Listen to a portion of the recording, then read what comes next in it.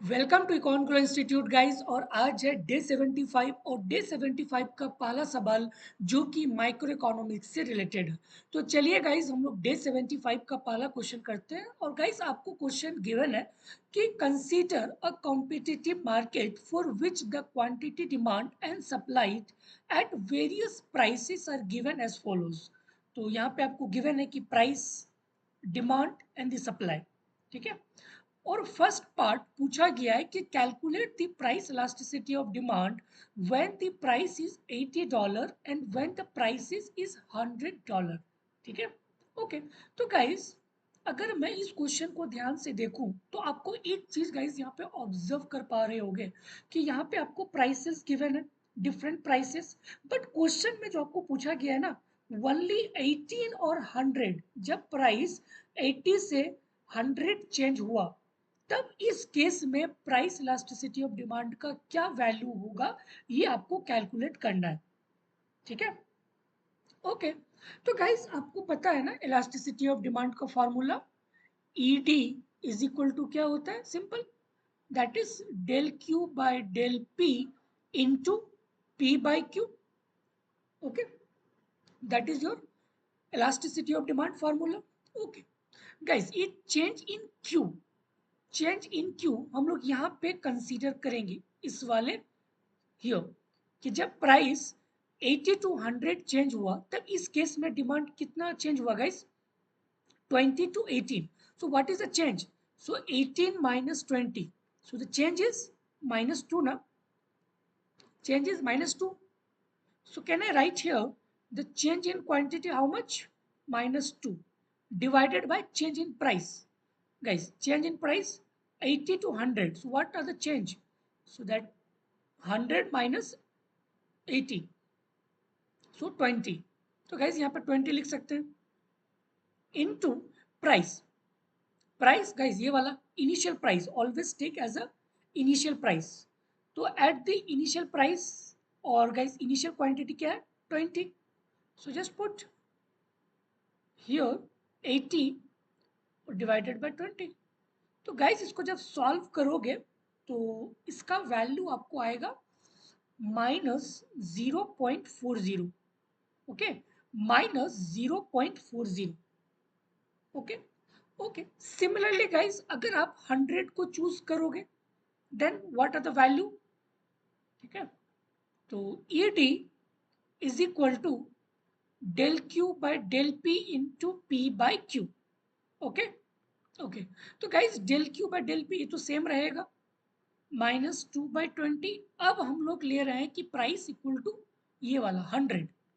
ठीक है। क्यों? क्योंकि यहाँ पे क्वेश्चन में पूछा गया है कि दोनों केस में आपको निकालना है।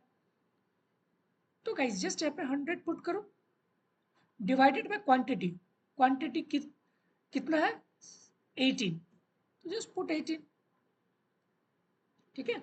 और गाइस इसको जब सॉल्व करोगे तो इसका वैल्यू आपको आएगा -0.56, -0.56। ठीक है। तो guys part A done. Simple guys यहाँ पे आपको पूछा गया था कि प्राइस इलास्टिसिटी ऑफ डिमांड इस टू डिफरेंट प्राइसेस पे क्या होगा, 80 पे और 100 पे। तो गाइस जब भी इस टाइप का अगर टेबल गिवन हो ना तो समझ जाना कि आपको पहले del Q by del P का वैल्यू निकालना होगा। Del Q means change in Q, del P means change in the price. So take here simple. Okay. Okay guys move to question B. Okay, इसी का part B है, calculate the price elasticity of supply when the price is $80 and the price is $100। तो same वहां पे हम लोगों ने elasticity of demand calculate किया था, अब यहाँ पे हम लोग कैलकुलेट करेंगे elasticity of supply। तो गाइस क्या फॉर्मूला होगा elasticity of supply का, same del Q S mean supply divided by del P into P by Q, simple. और यहाँ पे भी आपको कैलकुलेट करना है 80 पे और 100 पे। ओके, तो guys just put to the formula del Q S. Okay, तो एक बार गाइस मैं टेबल पे फिर चलता हूँ। ये आपका टेबल है। ओके, तो गाइस जब प्राइस 80 और 100 पे गिवन हो तब सप्लाई क्या है, सप्लाई 16 और 18 है। हाँ, तो इसका चेंज guys कितना है 18 minus 16, how much is the change? That is only 2. Okay, and this is the price 180.